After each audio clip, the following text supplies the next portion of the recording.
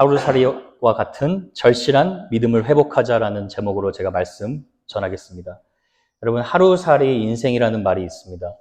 언뜻 듣기에는 마치 오늘이 전부인 것처럼 살아가는 그런 부정적인 삶이라고 볼 수도 있지만, 또 긍정적으로 봤을 때는 오늘 나에게 주어진 하루를 정말 최선을 다해서 절실하게 사는 삶을 하루살이 삶이라고 볼 수가 있습니다.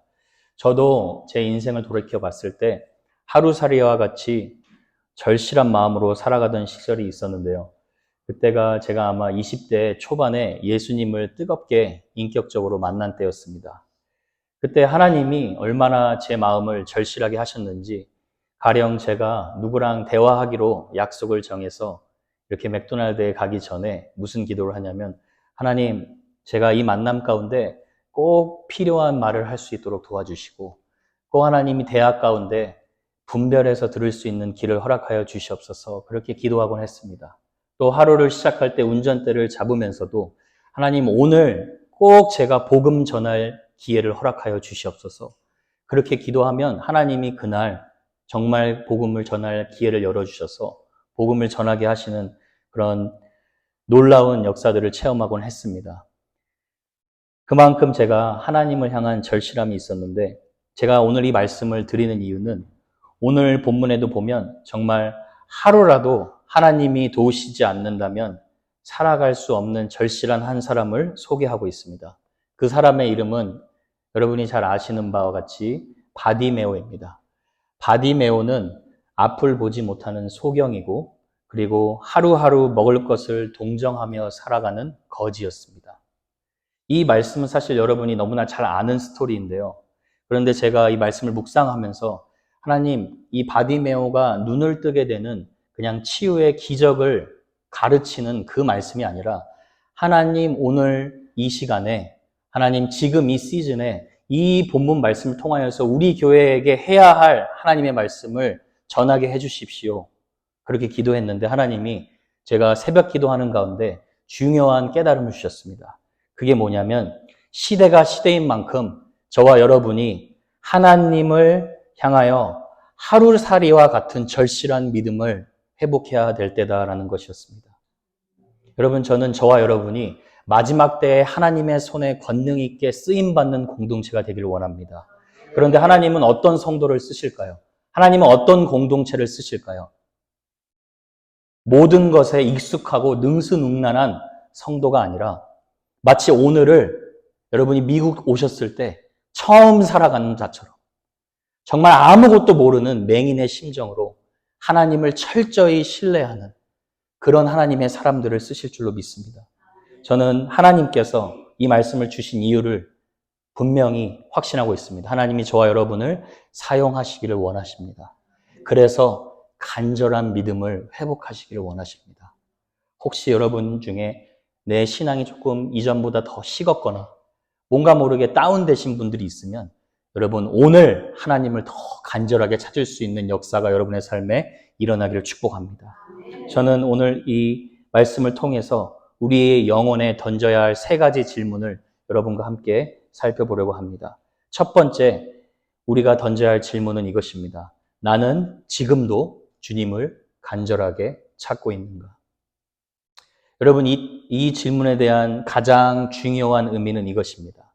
내가 지금 현재 주님을 찾고 있는 데에 있어서 이전에 한때 주님을 뜨겁게 찾았던 것이 아니라 지금 현재도 주님을 간절하게 찾고 있는가라는 말입니다.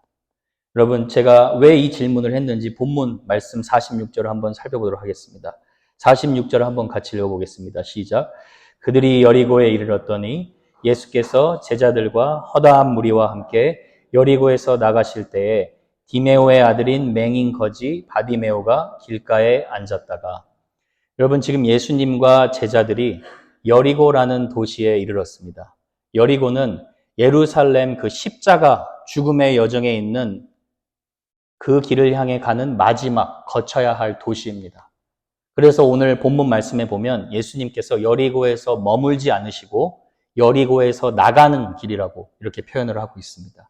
그런데 그렇게 나가기 직전에 이 한 사람을 만난 것입니다. 그 사람이 바로 바디메오였어요. 바디메오는 바라는 아들이라는 말과 디메오, 불결한이라는 말의 합성어입니다. 그래서 바디메오의 뜻은 불결한 자의 아들이라는 말입니다. 그러니까 이 사람의 이름은 아니겠죠. 아마 장애인을 그때 당시 무시했던 사람들이 불렸던 그런 어떻게 보면 닉네임이라고도 말할 수가 있습니다. 근데 이 바디메오의 이름이 그의 삶의 아픔을 좀 반영하는 것처럼 바디메오는 볼 수 없는 시각장애인이었고 또 먹을 것이 없어 이 삶을 어떻게 설명하고 있습니까? 길가에 앉아 있었다라고 얘기를 하고 있습니다. 여러분, 저와 여러분이 바디메오의 심정에서 우리가 이 본문 말씀을 보았을 때 저와 여러분이 이렇게 생각할 수 있습니다.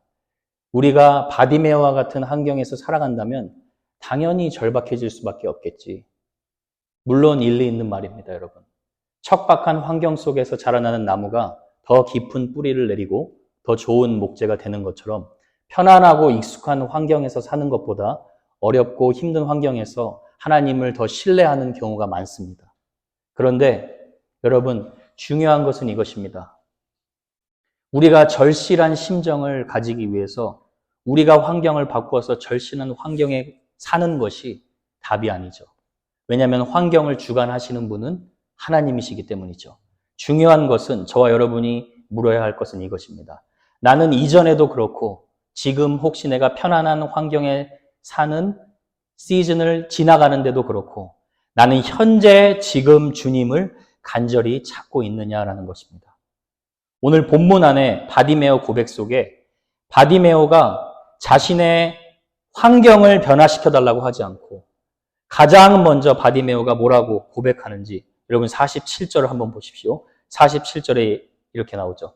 나사렛 예수시란 말을 듣고 소리질러 이르되 다윗의 자손 예수여 나를 불쌍히 여기소서 하거늘. 바디메오는 보지는 못했지만 들을 수는 있었습니다. 보지는 못했지만 소리질러 도움을 요청할 수 있었어요. 그런데 여러분 이렇게 바디메오가 소리지르면서 도움을 요청하는 것이 이 사람이 늘 살아오던 삶의 방식이었어요.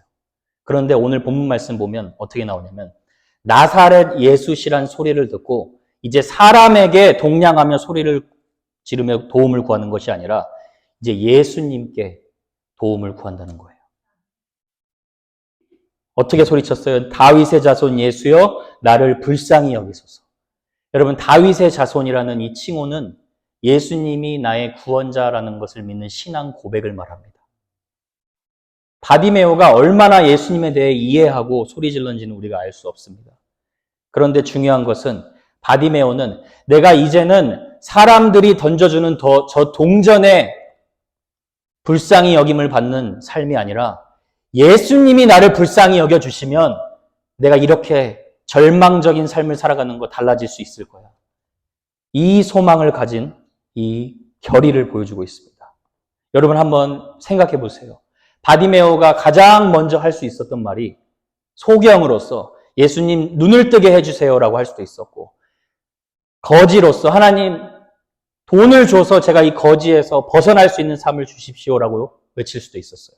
그러나 소경이고 거지였던 바디메오의 입에서 나온 가장 처음 고백은 환경을 변화시켜 주세요가 아니라 주님 나를 불쌍히 여겨 주시옵소서. 이 간절한 심정이었다는 거예요. 여러분, 저와 여러분은 어떻게 주님 앞에 나아가시고 계십니까? 여러분, 중요한 것은 환경이 변화되는 것이 아닙니다. 절망적인 환경에서 환경이 변화되는 것이 소망이 아닙니다. 중요한 것은 우리가 절망적인 환경에 있든지 편안한 삶의 환경을 하나님이 허락하셨든지 가장 중요한 것은 내가 지금 바디메오와 같이 하나님 오늘 은혜를 주시지 않으면 하나님이 오늘 나 불쌍히 여겨주시지 않으면 제가 이 하루 살 수 없습니다. 하나님 이제 사람의 도움을 구하는 삶이 아니라 하나님이 저를 불쌍히 여겨주셔야 제가 오늘 이 하루 살아갈 수 있습니다. 이 간절함을 하나님이 저와 여러분에게 회복하기를 원하십니다. 하나님이 오늘 이 간절한 믿음 여러분에게 부어주실 줄 믿습니다. 두 번째로 우리가 물어야 할 질문은 무엇이냐면 나는 방해 가운데에도 포기하지 않고 주님께 아뢰고 있는가? 바디메오는 여러분 오늘 아니면 예수님 못 만날 것처럼 부르짖었어요. 그렇게 절규를 하면서 부르짖는데 바디메오를 보고 있는 무리들이 어떻게 반응합니까? 48절에 꾸짖어 잠잠하라 하니라라고 말해요. 여러분 한국말로 보면 꾸짖어 잠잠하라고 되어 있고 영어로 보면 be silent라고 나와 있어요. 이 번역된 이 말씀은 아주 잘 포장한 말이에요. 원어적인 의미로 말하면 여러분 용서해 주십시오. 무리들이 바디메오에게 이렇게 말하는 거예요. 너 입 좀 닥쳐 이렇게 얘기하는 거예요. 여러분 인간이요. 예수님의 사랑을 알지 못하면 다른 사람의 절망과 아픔은 잘 보이지 않고 자신의 불편함만 보입니다. 바디메오에게는 생사 여부가 걸려있는 부르짖음이 이 무리에게는 그저 듣기 싫은 시끄러운 소음에 불과했습니다.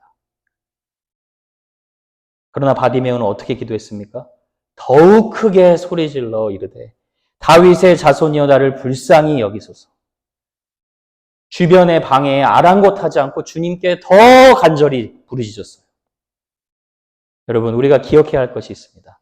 성도가 주님께 가까이 더 나아가면 나아갈수록 방해가 있습니다.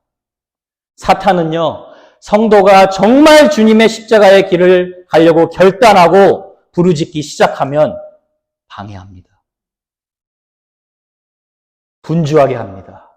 하나님을 의심하게 합니다. 하나님께 집중하지 못하게 합니다. 내가 이제 정말 표면적인 신앙이 아니라 내면의 변화를 간절히 원하면서 주님을 찾으면 방해가 있습니다. 그럴 때일수록 우리가 어떻게 해야 됩니까? 포기하지 않고 더 나아가야 돼요.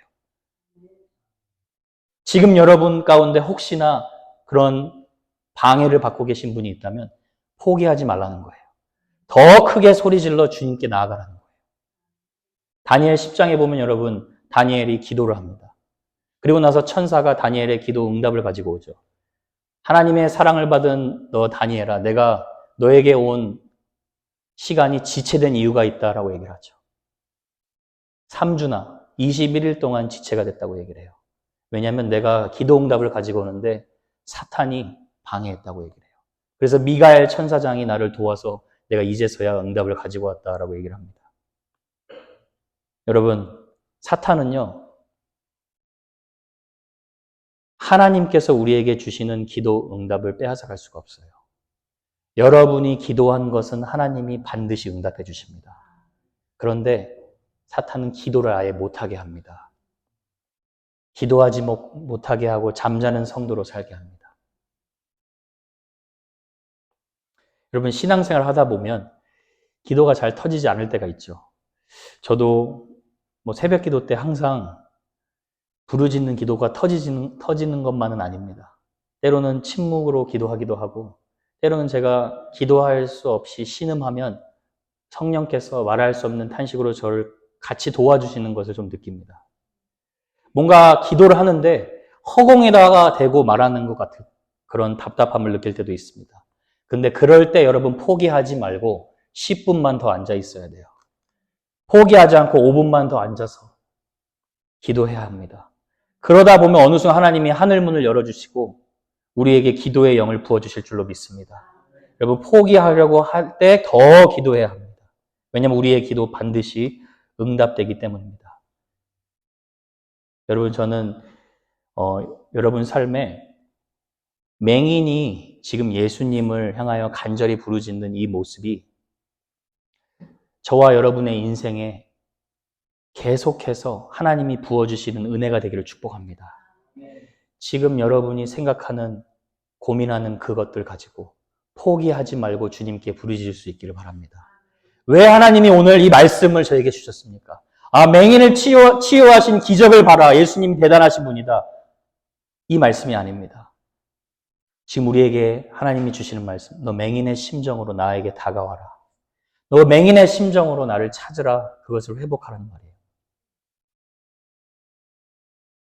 여러분 그렇게 포기하지 않고 예수님께 부르짖은 바디메오에게 무슨 일이 일어났습니까? 49절에 보세요. 예수께서 머물러 서서 그를 부르라 하시니. 할렐루야. 여리고를 나가던 길을 멈추시고 소경 바디메오의 부르짖음을 보신 거예요. 여러분, 주님은요, 여러분의 기도를 들으지 못할 만큼 바쁘시지 않습니다. 주님은 여러분의 작은 신음까지도 들으시는 것을 기뻐하시는 분이에요. 근데 언제까지 우리가 주님께 부르짖어야 됩니까? 주님이 가던 길을 멈춰 서고 내가 너를 부른다 할 때까지 주님 앞에 나아가야 됩니다. 그래서 이렇게 나오죠. 그들이 그 맹인을 부르며 그들은 옆에 있던 그 무리들을 말하겠죠. 이르되 안심하고 일어나라 그가 너를 부르신다 하매. 여러분, 언제까지 포기하지 말고 기도해야 합니까? 안심하고 일어나라 확신을 주실 때까지 기도해야 합니다. 그래서 포기하지 않고 주님을 찾는 간절한 기도에 주님은 반드시 만나주시는 것입니다. 잠언 8장 17절에 이런 말씀이 있어요. 나를 사랑하는 자들이 나의 사랑을 입으며 나를 간절히 찾는 자가 나를 만날 것이니라. 여러분, 하나님께 사랑받았기 때문에 우리가 주님을 간절히 찾을 수 있는 거예요. 오늘 여러분이 주님 만나주시는, 주님이 여러분 만나주시는 은혜 있기를 바랍니다. 오늘 주님께서 여러분에게 안심하라, 일어나라. 그 음성 여러분에게 하시면 여러분 믿고 확신할 수 있기를 바랍니다. 여러분, 이런 말을 들은 바디메오가 얼마나 기뻤을까요? 바디메오의 반응이 50절에 나타나죠. 맹인이 겉옷을 내버리고 뛰어 일어나 예수께 나아오거늘. 바디메오가 지금 예수님께 나아가는 모습이 예사롭지 않습니다. 주님 감사합니다 라고 평범하게 나아가는 게 아니라 주님이 나를 불러주신다는 그 자체가 평범한 일이 아니라 뛰어가서 내 겉옷을 다 내어버리고 주님께 안길 정도로 비범한 기적이라는 거예요. 여러분, 주님이 여러분을 불러주신 것 자체가 우리가 평생토록 감사하고 묵상해야 할 기적이고 축복인 줄 믿습니다. 몇 년 전에 여러분 뉴스에서 영국의 프린스 해리라는 그 왕이 도대체 누구와 결혼할 것인가 사람들이 많이 궁금해했어요. 근데 그 영국의 왕이 미국의 영화배우인 메간이라는 여자와 결혼해서 상당히 화제가 되었던 그런 소식이 있습니다. 그때 미디어에서 뉴스에서 막 난리도 아니었어요. 영국의 왕자에게 선택을 받은 여자. 그때 저 참 그런 거 보면서 그 일이 오늘 본문 말씀 묵상하는데 다시 한번 이렇게 오버랩이 되더라고요. 여러분은 전능하신 예수님께 선택을 받은 자입니다. 그것보다 더 큰 자랑도 없고 그것보다 더 큰 영광도 없습니다. 여러분, 주님이 너를 부르신다. 주님이 나를 불러주셨다. 여러분, 이것보다 더 큰 영광이 어디 있겠습니까? 그 사실을 잘 알아서인지 바디메오가 당시 유대인에게는 겉옷이 재산을 상징했어요. 재산 목록 1호였습니다. 그래서 잠잘 때 겉옷을 입고 이불처럼 담요처럼 썼는데 이제 그거 내어다 버리는 거예요. 무슨 뜻일까요? 문자적인 의미로는 그냥 겉옷을 내어 던져버리고 뛰어갔다고만 볼 수 있지만 더 영적인 의미로는 이제 자신은 예수님을 만난 이상 비굴하게 길가에 앉아있는 불쌍한 자가 아니라 모든 것을 소유한 자가 되었다는 그런 믿음을 보여주고 있습니다. 예수님이 내 인생의 전부이십니다라는 믿음의 표현입니다. 여러분, 저와 여러분의 인생 가운데서도 우리의 과거, 우리의 옛 자아, 우리의 예전의 모든 하나님을 따르지 않는 모든 방식을 내어버리고 이제 주님께 달려가는 결단이 있었기를 소망합니다. 그리고 여러분이 그렇게 주님을 얻은 자임을 기억하실 수 있는 저와 여러분 되시기를 축복합니다.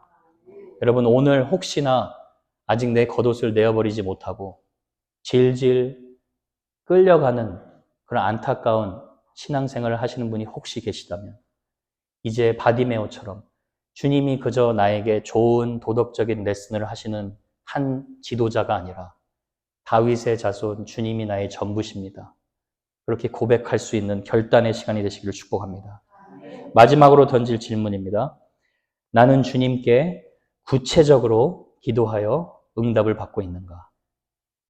기쁨을 주체하지 못하고 바디메오가 주님께 달려왔어요. 그랬더니 예수님이 먼저 물어봐 주세요. 51절 한번 같이 읽어볼까요? 시작. 예수께서 말씀하여 이르시되 내게 무엇을 하여 주기를 원하느냐. 여러분, 예수님이 모든 것을 아시는 전지하신 하나님인데 왜 굳이 또다시 이렇게 바디메오에게 이런 질문을 하셨을까요? 바디메오를 인격적으로 대해 주시는 거예요. 주님과의 교제는 사랑의 인격적인 교제라는 거예요.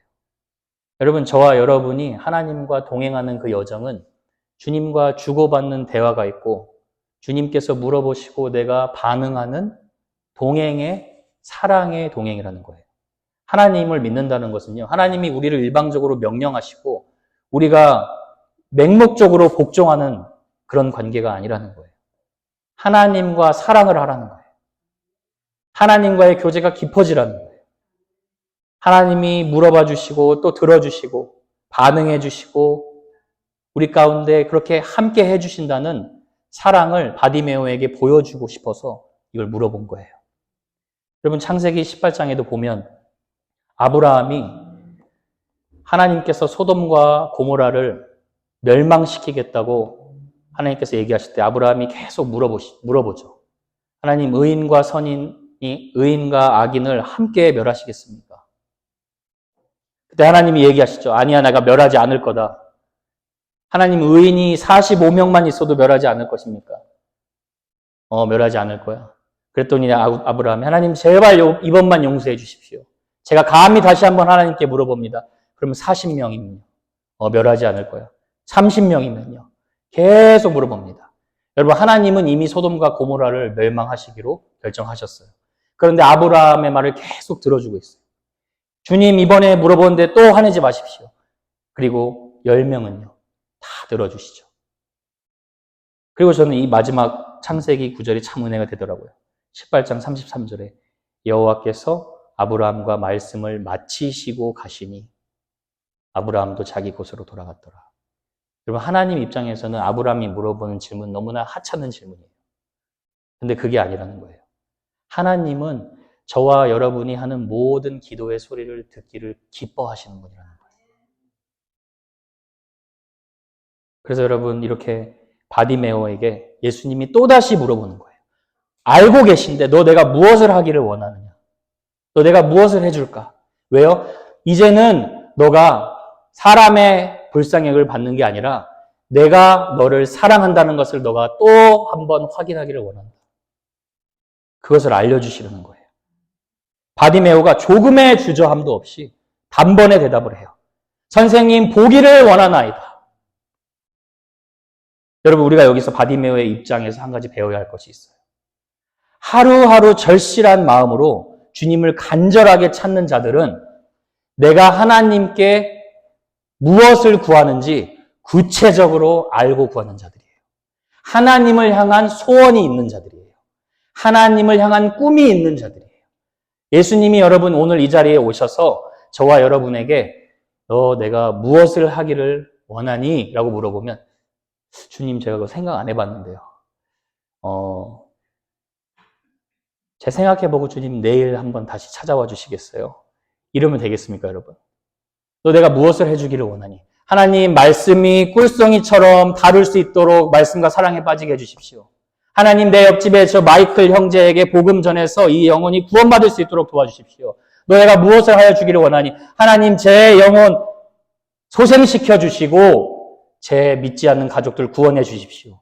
여러분, 예수님이 물어보실 때 바로바로 바디메오처럼 튀어나올 수 있어야 돼요. 주님, 내가 보기를 원합니다. 주님, 제가 이 직장 상사에게 스트레스를 받았는데 직장 상사를 하나님께서 붙들어 주시고 저 영혼에게도 복음 전할 수 있도록 은혜를 주십시오. 여러분, 소원이 있어야 돼요. 구체적으로 간구해야 돼요. 앞서 제자들처럼 잘못된 것과 헛된 것을 구하는 것도 문제지만 하나님 안에서 내가 10년이고 20년이고 살아가는데 내가 하나님을 향한 꿈도 없고 소원도 없고 하나님 그냥 막연한 기도하는 거, 그것도 여러분 너무나 안타까운 문제예요. 우리가 바디메오처럼 이렇게 구체적으로 간구할 수 있어야 돼요. 왜요? 하나님이 구체적으로 응답해 주시기를 원하시기 때문입니다. 여러분, 막연한 기도는 막연한 응답을 가지고 옵니다. 구체적인 기도는 구체적인 응답을 가지고 옵니다. 여러분, 제가 기도하는 게 있어요. 우리 청년들 놓고 정말 기도하고 있어요. 정말 결혼할 수 있도록. 근데요, 정말 아름다운, 하나님이 보시기에 아름다운 가정이 될 수 있도록 구체적으로 기도하고 있습니다. 그럼 하나님이 응답해 주세요. 여러분, 어떤 매너를 가지고선 여러분이 한번 주님께 이렇게 간절하게 한번 나아가서 주님이 어떻게 일하시나 한번 경험해 보셔야 돼요. 그리고 경험했다고 끝나는 것이 아니라 오늘 바디메오처럼 하나님, 오늘도 저 불쌍히 여겨주세요. 계속해서 이렇게 간절한 마음으로 나아가야 될 줄로 믿습니다. 요한 1서 5장 14절 15절에 보면 이런 말씀이 있어요. 그를 향하여 우리가 가진 바 담대함이 이것이니 그의 뜻대로 무엇을 구하면 들으심이라. 우리가 무엇이든지 구하는 바를 들으시는 줄을 안즉, 잘 보십시오. 우리가 그에게 구한 그것, 구체적으로 하나님의 뜻대로 구한 그것, 얻은 줄을 또한 아느니라. 여러분, 하나님께 구체적으로 응답받고 축복받으시기를 축원합니다. 스토리의 엔딩이 어떻게 됩니까? 절실하게 주님께 매달린 바디메오에게 주님께서 말씀하십니다. 52절 한번 같이 읽어보겠습니다. 시작. 예수께서 이르시되 가라, 네 믿음이 너를 구원하였느니라 하시니 그가 곧 보게 되어 예수를 기에서 따르니라. 할렐루야죠. 여러분, 이게 예수님을 간절히 찾을 때 일어나는 응답이에요. 육안의 눈만 열린 게 아니에요. 예수님이 가라, 네 믿음이 너를 구원하였느니라 한 즉시에 눈먼 소경의 눈이 열렸어요. 그런데 눈 열자마자 바디메오가 한 것이 무엇입니까? 그 자리에서 예수를 따르니라.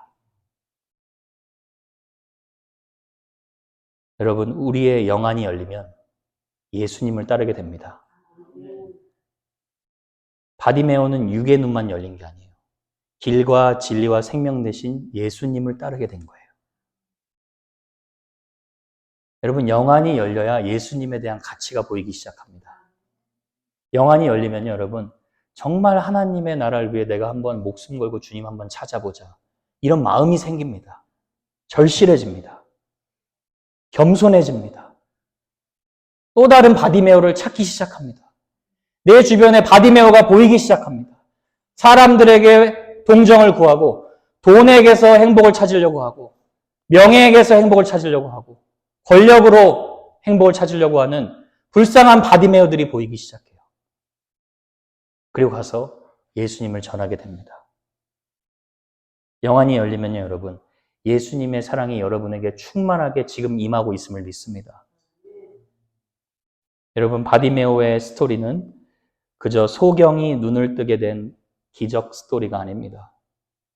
바디메오의 삶은 사실 저와 여러분이 죄와 허물로 죽어서 예수님을 도저히 보지 못하고 예수님을 알려고 하지 않았던 우리의 옛 모습입니다. 그러나 길가에 앉아있던 이 바디메오 소경 거지가 예수님의 사랑을 받아 구원을 받고 예수님의 치유를 받고 예수님을 따르게 된 이것이 저와 여러분의 현재의 모습인 줄로 믿습니다. 그래서 여러분, 저와 여러분이 이번 한 주 이 세상에서 가장 불쌍한 존재가 누구인지 볼 수 있기를 바랍니다. 예수님을 믿지 못하고 예수님을 따르지 못한 게 가장 인생이 불쌍한 거예요. 여러분, 예수님을 따르고 지금 내가 예수님을 절실하게 찾고 있다. 그것이 가장 복된 인생이에요. 여러분, 이전에 내가 어려웠을 때 예수님 이렇게 찾았었지. 이게 하나님이 저에게 주신 책망이에요. 그건 이전의 스토리가 돼서는 안 됩니다. 오늘 바디메오와 같은 심정으로 하나님, 내일도 저 주님이 은혜를 베푸셔야만 제가 영안이 열려서 이 하루 견딜 수 있어요. 견디다 못해 하나님 승리할 수 있습니다. 여러분, 저와 여러분이 또 우리 교회가 그렇게 맹인의 심정으로 예수님을 따라가는 저와 여러분 되기를 바라고, 또 예수의 이름을 자랑할 때, 선포할 때 여러분을 통하여 많은 사람들이 주님이 베푸시는 은혜와 그 이름의 능력을 경험할 수 있는 복된 한 주 되시기를 주님의 이름으로 축원합니다.